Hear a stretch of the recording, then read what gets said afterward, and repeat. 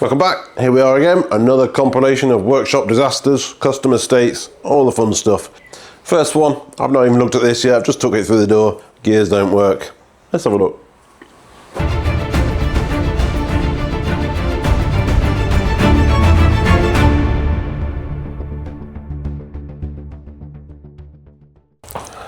Yeah. I mean, I'm not saying that's the problem, but wow. We need to address that. Anyway, I've no idea what the issue is. I've literally just took it in, put it on the stand, and you're going to find out with me what it's doing or not doing. Let's go through the gears and see what happens, or not.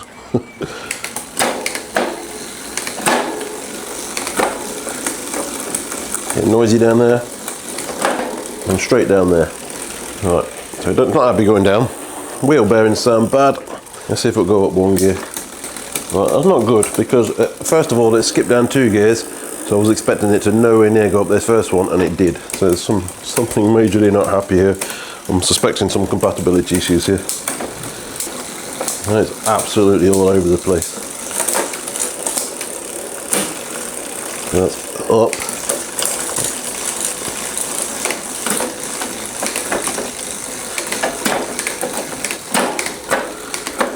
And this one here will go straight down to the smallest rocket. What did a minute ago? There you go. Right, so clearly not happy. Okay, I might have found half the issue. I mean, yeah, it does help if you bolt the derailleur on. There's one issue. It is on the B-stop properly. Right. See what difference that 2-second job makes. Let's go up.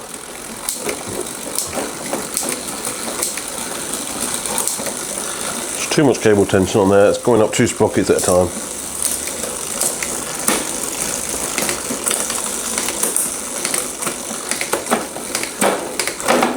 Now it's going down 2 at a time, so something clearly still not right. So let's have a look at the basics. How many sprockets have we got on this? 1, 2, 3, 4, 5, 6, 7, 8, 9, 10, 11 speaker set. This derailleur 4120 will do 10 or 11 without too much difficulty. It's a 601 chain, so it's an 11-speed chain. Obviously this cable's just a joke, but hey. Let's have a look at the gear lever. So we're in 1 gear at the moment, so we'll click this down. 2, 3, 4, 5, 6, 7, 8, 9, 10. Oh, I think that might be the problem. Plus it's about to fall off. So this is a 10-speed shifter, trying to operate an 11-speed cassette, chain and derailleur. Clearly it's been a DIY job and it's got issues. So to be fair, the customer's asked me for a quotation to see if it's worth saving, and it's already getting expensive because you're either going to need to change the shifter or change this cassette and the chain to match the shifter, one or the other. So I'll price that up. This hanger's not fitted right either. There's the wrong screws in there. I think this quick release isn't even touching the frame. It's just sitting on here. Clearly we can sort that out if need be. Unusual set of cranks on here. Chains fell off. So it's not a narrow wide chain ring. Front bracket's okay. Rear wheel bearings are not good. Check it for wear. Right, actually in spec, just. Right, actually turns out this is an 11-speed shifter. I've just stripped it all off. It is 11 speed, so they must have cabled it up just so badly. I think what potentially this is in 10th or whatever, and they've connected it at the back and it's just been worn out all the time. Plus that ridiculous cable routing, so I'll put it back together, do that routing and see what happens then. But wow, you saw it, didn't you? It only clicked 10 times. Right, so I've connected it all back up the way it should be, trimmed this piece of cable off properly, countersunk these 2 incorrect bolts into there, done that, and aligned the derailleur hanger because that was about 1 inch out of alignment as well. And let's see what we've got now. Can't be any worse, can it? Up.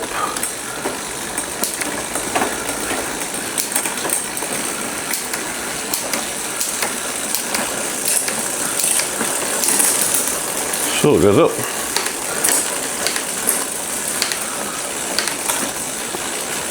Needs a bit more cable tension still. See it drop down 2 sprockets there and then go back up, just wants a bit more tension. Job done. Go back up now with that adjustment.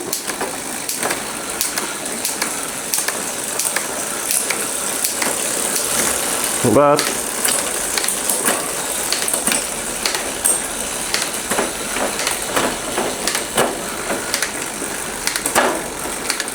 Not bad at all.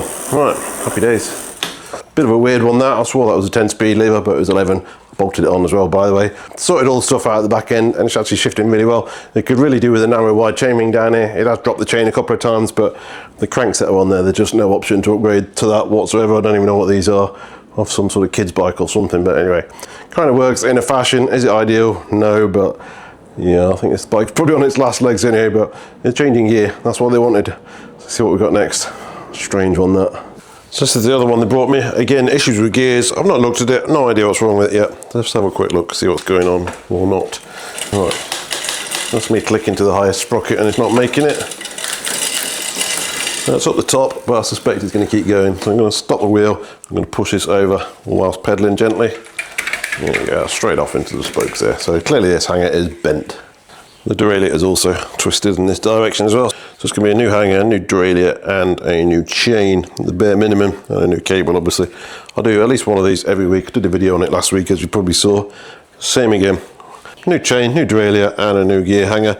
And we'll change the gear and a cable at the same time. Let's get blasting through this. I'm just going to skim through this really quickly, because I've done it at least 3 videos.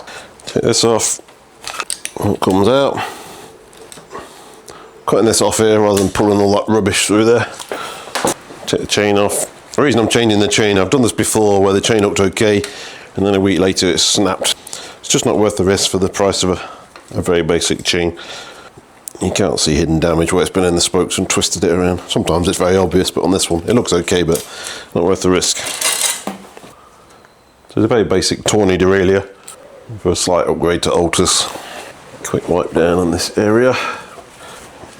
It's not going a full valet. Beautiful colour. I love neon, especially green, as you might notice.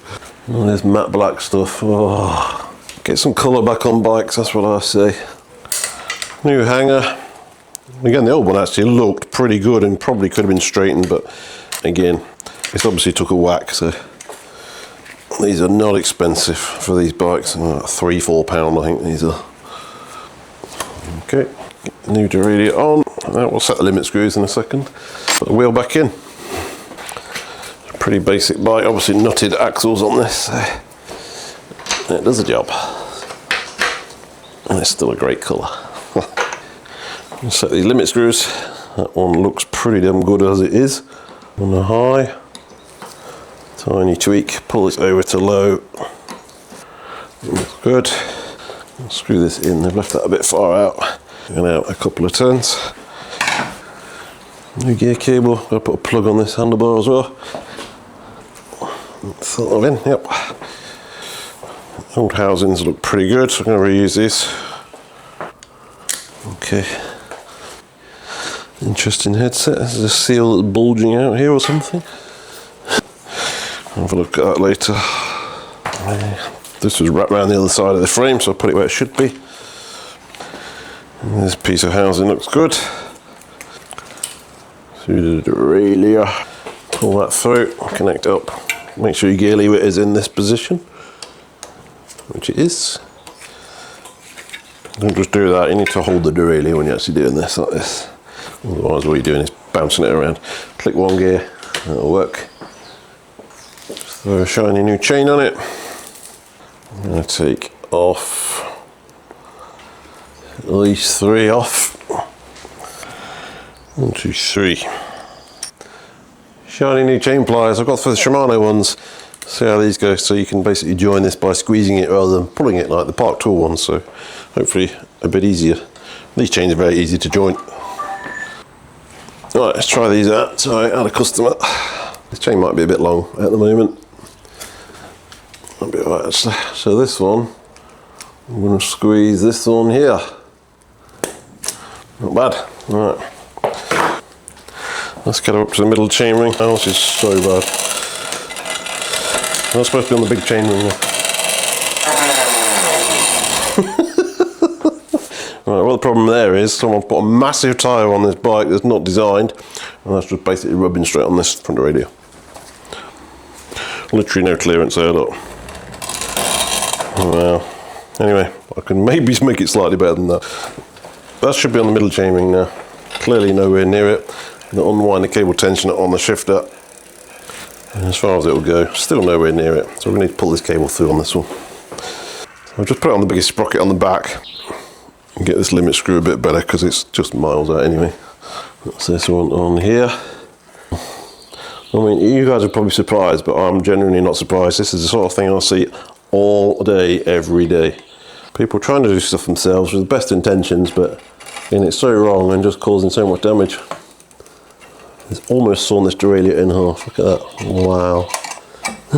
Anyway, let's clear in the tyre now. But we need about a mile of cable tension taken in. Screw the barrel adjuster all the way in on the shifter. We'll do this. Make sure it's in the right gear. And I'll pull this through. This is going to need a new front derailleur, I think, at some point. I've pulled through about 10 mil of cable there, you see. Okay. Let's see if we can get onto the middle ring now. There you go. Wow. It's just missing the tyre. Anyway, we're looking at the back gears, not the front. So, drop that down. That high limit screw is good. Good. Push the gear lever forward all the way now without pedalling, just to make sure this cable's seated where you want to be. Click it back down. Click one gear, straight up there. Back down, straight down. Needs a little bit more. You see how much that slam down there? That already tells you there's not enough tension. Plus, it obviously won't go up there now. So there's a couple of turns on there. Go back down on the lever. Up one. That's much quieter coming down now. So it's up. Not quite enough yet. Back down.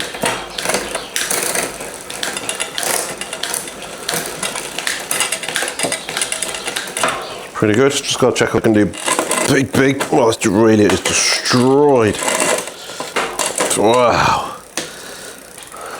Left pin here. Got to check big, but I can't even get it onto the biggest chainring because this thing is so bad. Look at the state of that. A little bit more on this. Anyway, we're up to big. I'm just going to get it up to the big one here slowly, one at a time. Make sure we're not ripping this out. I think we're going to be absolutely fine. That's all good.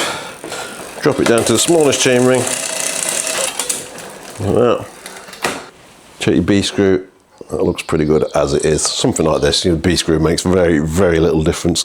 As long as you're about 5mm gap between the sprocket and the jockey wheel, it's going to work just fine. So on this front derailleur, that hole that you can see light through shouldn't be there. That should be solid metal. So it's been set up that badly for that long. The chain is basically just almost sawn this derailleur in half. Look, I can put my tool all the way through that, completely destroyed. So I'm going to need a front derailleur as well, but I'll speak to the customer about that. Unless they just live all their life in the middle chainring, it's going to be fine. Most of these bikes do. So we'll get it up there and leave it for now, see what they want to do. So I'll speak to the customer about the front mech, but apart from that, the bit it came from in for is done. And I'll show you what we've got next, because it's not this bike, it's something completely different. Just before we move on to the next one, quick pause to say a massive thanks to Sport and Leisure for sponsoring today's video. There's nothing worse, right, than being right in the middle of a job, only for everything to come to a grinding halt because something you ordered from somewhere said it was in stock. It wasn't in stock, was it? You're waiting a week later. How frustrating is that? I've been there, done that. Customers screaming at me because the part I said it'd be here tomorrow, still 2 weeks away. And that's exactly why I use Sport and Leisure. They're based right here in the UK. Stock levels are 100% live. So it's on the shelf. It's on the shelf. Get your order in before 3 PM and it's dispatched the very same day with free delivery, all UK orders. Next day delivery is only £2.50. I can't tell you how many times I've used that. It's just brilliant. So they've also updated the channel discount scheme for you. Head over to sportandleisure.com/BCR or scan this QR code on the screen. It'll generate a 10% discount at checkout of your very first order. If you're buying parts anyway, it's a great way to save an extra little bit of cash. So the link's in the description below. And thanks again to Sport and Leisure for continuing to support the channel. Right, let's see what's up next. Right, this is bad. Yeah. I've showed you this before, these pins in these older Shimano calipers, Ultegra 105, they seize up. Customer's already had a go at getting this out and it's absolutely destroyed this screw. I think this is basically looking like a new caliper at the moment, but I'll show you the principle behind trying to get this out and what we can do to try and save the caliper, but this looks pretty far gone. That screw is absolutely toast. So he has given me new pads, so we're not too worried about contaminating these with any release agents or anything like that. Here's a flathead screw, which is just the worst design in the world. I love Shimano, but this is just disaster. Right, that is absolutely destroyed. I can't even get anything on there at all. So I'm going to have to take this off the bike now, split the caliper in half, and then we're going to drill this out, and that will fix it. A clipper here to pull off.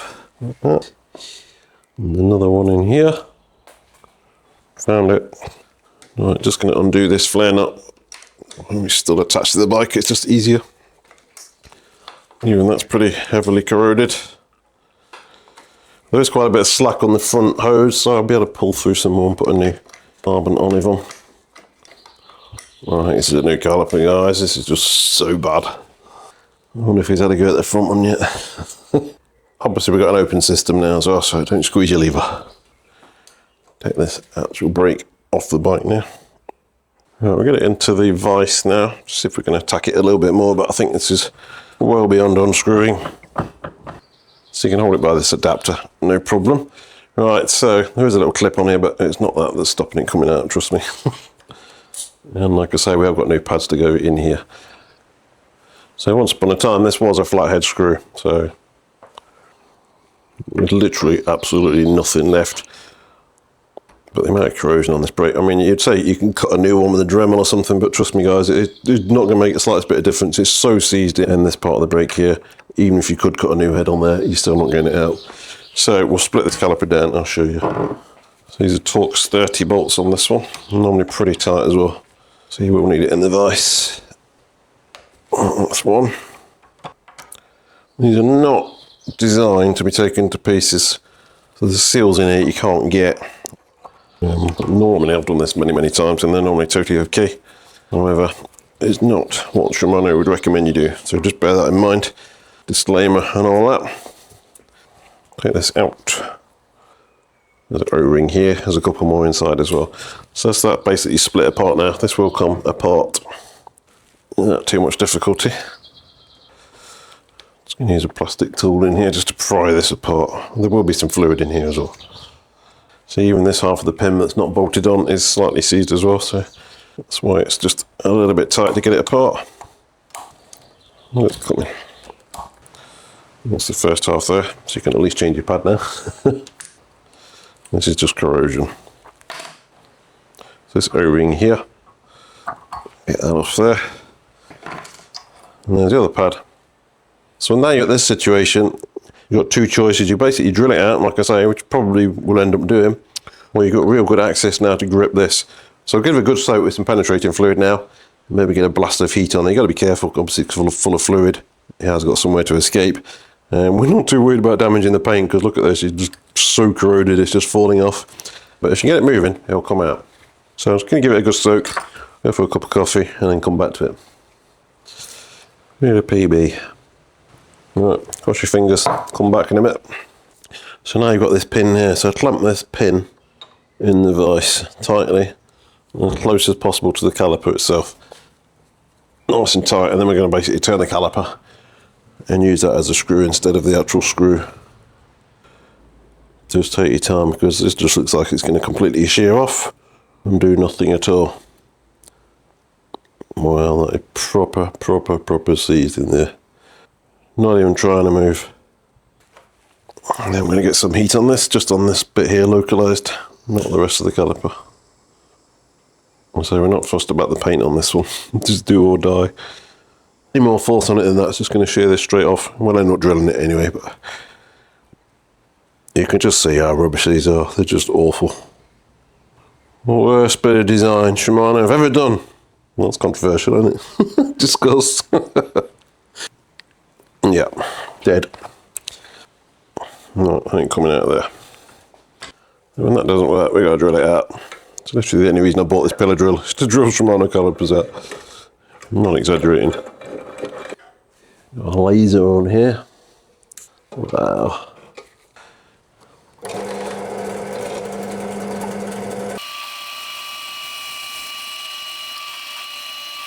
There we go. Out. So I've got a replacement pin here. I might just be able to tap this through. Actually, looking at it, it looks like it might survive with a thread. Too big at the moment, so that's looking promising. This is obviously an Allen key socket as well. I'll just basically clear the rest of that rubbish out. It's going, no problem. That's it. All the rubbish out the back.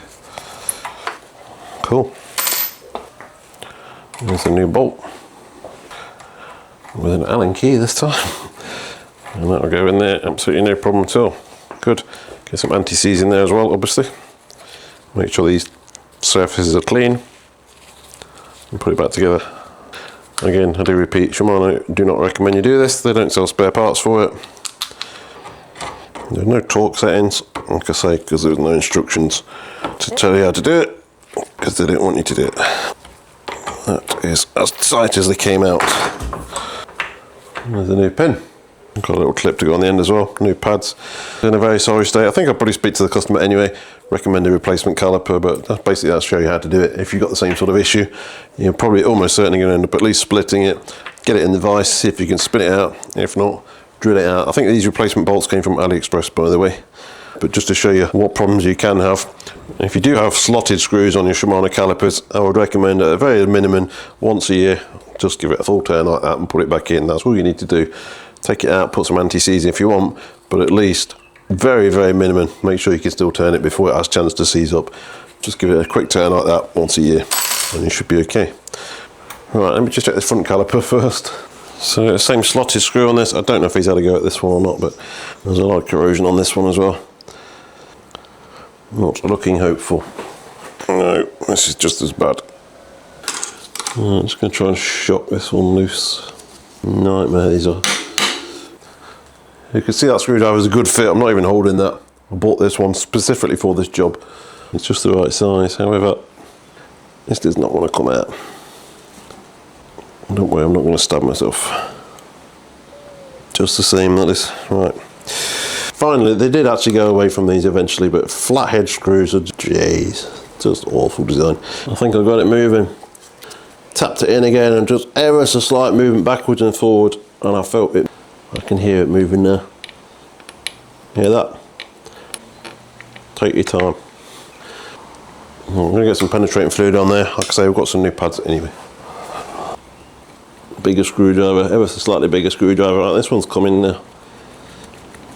There you go. You can't just get mole grips around the side or grips. It's just literally, because of the design of the caliper, you've got literally nothing to hold on to before you see. You're not going to do that. Trust me, I've tried. Still touch and go, this is, I'm telling you. Oh, come on, you're so close. No, no, no, no, no. I almost had it, I think it's gone. Right, I think I'm gonna get it. Oh, you sod, it was so close, now it's just absolutely destroyed the screw again. So rubbish, I swear to God. No chance. But we know the good thing now, it is moving. Split this caliper down, get this one in the vise on the pin. We'll be able to unscrew this, no problem.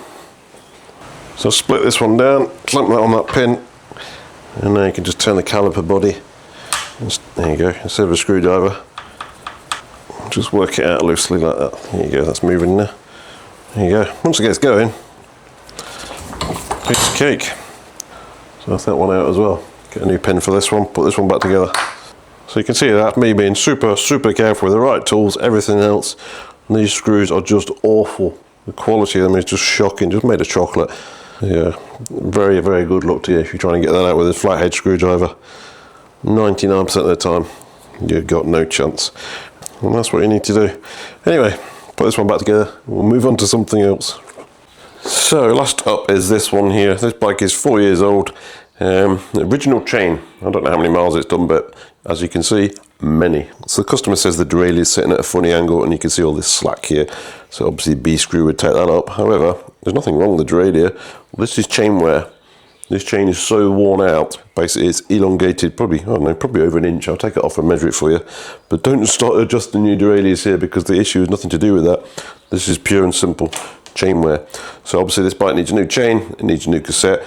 Unbelievably, these jockey wheels actually look really, really good. And we're also putting chain rings on here as well because it's just absolutely destroyed. I can't emphasize enough how important it is to measure your chain wear on a regular basis. Get yourself to around about 0.75 wear. Change your chain. It's £20–25 for a chain. This is obviously significantly more when you're changing all these bits and pieces than £20–25.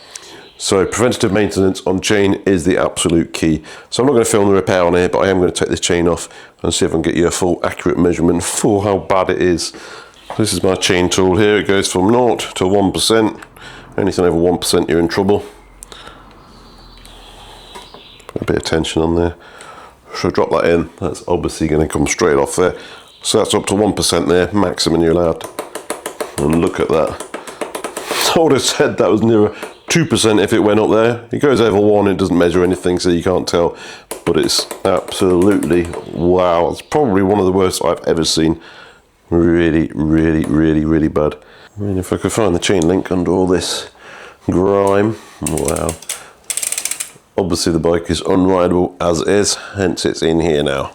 Like I say, unbelievably, the jockey wheels look alright. I don't know how they've survived. Anyway, right, I'll show you this chain. Obviously chains flex in this direction, but when they get so worn there, you can flex it so badly in the wrong direction. Look, you shouldn't be able to do that. I know Abby make a tool where you can basically measure the deflection of the chain like this, but that's just insane. Look, that's me twisting it in completely the wrong direction, and he's quite happy to do it. I could almost double that back round, I think. That's so bad. Measured it up best I can, and this comes out around about 31.3 centimeters for 24 links. So it should be obviously 12 inches. It's a 1/2 inch pitch chain. So my calculations put this chain at 2.7% wear. So you're allowed sort of 0.7, 0.8, 2.7. Absolutely destroyed. And like I say, that's probably one of the worst I've ever seen. So yeah, that takes the entire drivetrain with it if you want it like that. It gets very expensive. Anyway, all good fun. Oh, and guess what? Same bike, exactly the same issue. Both of these absolutely seized solid. I can't get these out. Wish me luck. And just to finally ruin my day, I took the bar tape off, and this is what you got. All of this foam still stuck on there. I used my fancy chemical on there, but wow, what a pain. Actually going for a bit of an experiment on this. This is an impact driver. Basically the idea of this is you hit it and it shocks and twists at the same time. It's not really designed for hitting carbon fibre frames on little M4 bolts, but let me just show you. This piece is fitted extremely well in there. I think it's probably going to work if your screw has not been touched. Basically, if you get to it and you see it's completely seized, it's not been destroyed yet, this will probably work for you. So I'm just hitting this. You normally have to hit it very hard, but I'm a bit restricted what I can do here. I'll put the wheel in there just to brace it again, but I can only really just tap it.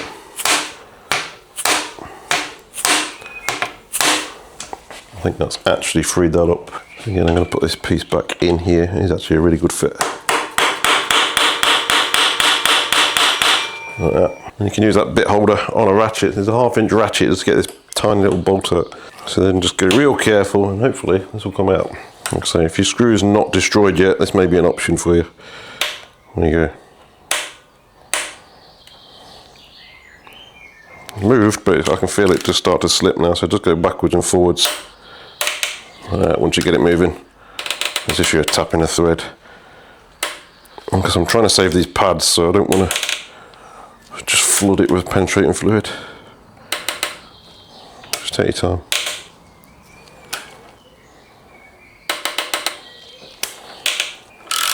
We got that one. Lucky escape on that one. Good. The caliper's 4 years old, by the way, so that's how long they take to seize or not. Again, this front one is seized with a screwdriver, so I'm going to just try that again on this one because the screw's still perfect condition. Try that now. I don't think I'm going to be so lucky on this one. That's not moving. No chance. Try and tighten it as well, just to get it moving. That's literally all you're trying to do. Once it cracks half a thread, you're in with half a chance. That's turned. That turned in. Yeah, it's turning. About 1/2 millimetre at a time, but it's moving. Change this Union. Just a handle. There's no ratchet on this. So rather than backing the ratchet on and off all the time, I can just use this as a handle.